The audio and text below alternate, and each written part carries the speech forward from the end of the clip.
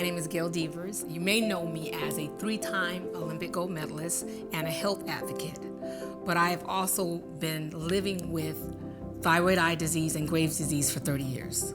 I started having my first symptoms of Graves' disease in 1988 when I was training and headed to my first Olympic Games in Seoul, Korea. And for 2.5 years, I went from doctor to doctor to doctor, trying to find answers. And I was finally diagnosed with Graves' disease, which is the most common form of hyperthyroidism. And I finally got my life back on track, or so I thought. It took me, goodness, another 30 years before I found out that I was also living with thyroid eye disease, or TED. And TED is a related but separate condition, and people with Graves' disease are at a higher risk of developing TED. So with this, being Graves' Disease Awareness Month, GDAM, and it occurs annually in July, I am so pleased to be sitting at the table with you guys, Miss Jannette, Miss Beatriz, and Mr. Jake, and all of whom also have Graves' disease and thyroid eye disease. And so let's jump right in, and we're talking about Graves' Disease Awareness Month. So Miss B, please tell us your Graves' disease journey. Well, it is difficult to describe when the journey began, because so often we have symptoms that we don't know are associated with a disease that we've never heard of. Right. And so you go through so many misdiagnoses or non-diagnoses. Right.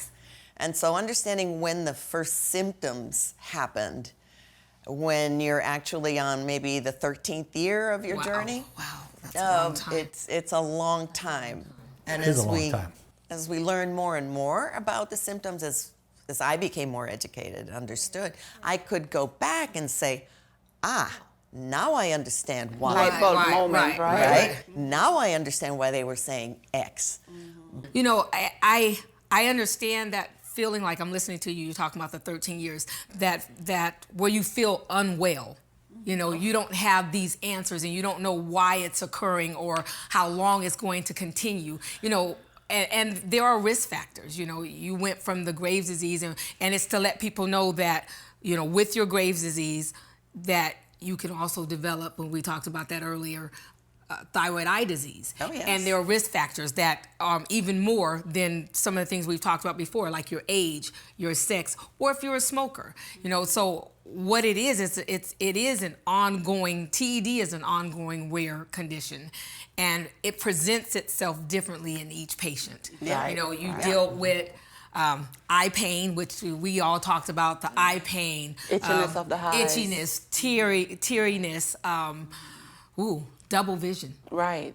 Double vision. And sometimes we diagnose ourselves, this is allergist. Yeah. Right. Yeah, that's a good one. Oh, yeah. But it's also to be known that if it's left untreated, what does it do when it's left untreated? This is TED we're talking about, okay? Well, so if TED is left untreated, it not only can it have an impact on you physically, emotionally, mentally, and also on your vision, and the families too. And your families. So we'll get into that. So let me hear your journey. Give me your journey. And then we talked about the eye symptoms. So since we've already thrown that out into the conversation, tell me about your Graves' disease journey, but also your eye symptoms. Mine started, like you, about 30 years ago. I was living in Milwaukee, and I flew all the time. And every time I'd fly, I'd get this tremendous eye pain when we'd land. Wow. And then out of the blue, I got a phone call from Florida asking me to go to Florida and work on the space program. And so we packed up lock, stock, and barrel, and we went to Florida. And I kept having a lot of eye pain. And I was an Air Force reservist, and when I got to Florida, I couldn't find it, so I had to switch to the Navy. And I spent 3 years in the Navy, and then I went for a re-enlistment. And the corpsman's looking at me, he says, "Hey, Petty Officer George, your resting heartbeat's like 167 beats a minute." Ooh, I remember those days. So he said, "I'm going to send you over to the ER because I think you might be having thyroid storm." Right. And I didn't even know what that was. But at least he knew, though. Right. Yes, so they sent me to the ER, and I was lucky because there was an endocrinologist on duty in the ER that day. Okay. And he's looking at me, he goes, Petty Officer George, I'm impressed with your eyes. And I said, I like your haircut. But I didn't know what he meant. And he says, no, he says, you have severe proptosis. I'm like, what's that? Wow. He says, your eyes are bugging out. So he said, do you have any pictures of yourself? I'm like, no. He said, let me see your wallet. So he took out my driver's license. There's a picture of my wife and myself. And then my military ID. He says, okay, 4 years ago, nothing. Wow. 2 years ago, you could start to see the eyes bugging out. This one, your eyes are really bugged out. Wow. So he says, I'm going to save you a lot of money. He says, I'm diagnosing you with Graves' disease, and at the time it wasn't called TED, it was called Graves' ophthalmology. He says, you also have GO. So I was diagnosed with Graves' disease and the eye disease at the same time. Wow. So you were fortunate that he knew something about Yes. it. Right. Oh my Yeah, he was goodness. an endocrinologist. He just happened to be there. He said he Okay, went so for I gotta somebody ask you a else, question though. So he had you take out pictures and look. Had anybody else made mention of your eyes, like your Not a friends? person. That's what I'm. See, that's my issue. 'Cause I'm like, you guys will let me walk around looking like this and nobody said anything. I got issues. And I'm walking around, you know, my eyes are so red I look like Dracula in the sun, you I know. got that part. Yeah. It was horrible. But that's what I found it. And my local eye doctor, he just told me one day, he said, you know, Mr. George, I can't help you. You got to go to Baskin Palmer in Miami. And I went to Miami, and 27 eye surgeries later, here I am. All I can say is wow. Yeah. Wow, it's a blessing that you're here, and wow. So, Miss Jannette, let's talk about your road to diagnosing TED, thyroid eye disease. Like, how many specialists did you see along the way, and how was that process for you? So I was living in this small town where just this doctor, this eye doctor, and when I walked in there, he's like, you need help, but I can't help you. But he didn't say you have thyroid eye disease. He didn't know what it was. But he knew something was wrong. But he knew something was wrong. Okay. And when he said to me, if I have to drive you around the globe, I have to help you because you're losing your sight, but I don't know what's wrong. Wow. And so he called, this was in Nevada, and then he called a doctor in Las Vegas, and he explained to the doctor what was going on. And so I had to rush over to that doctor the very next day. And he looked at me too, and he said, okay, I think I know what's going on with your eyes, but I am not the right one.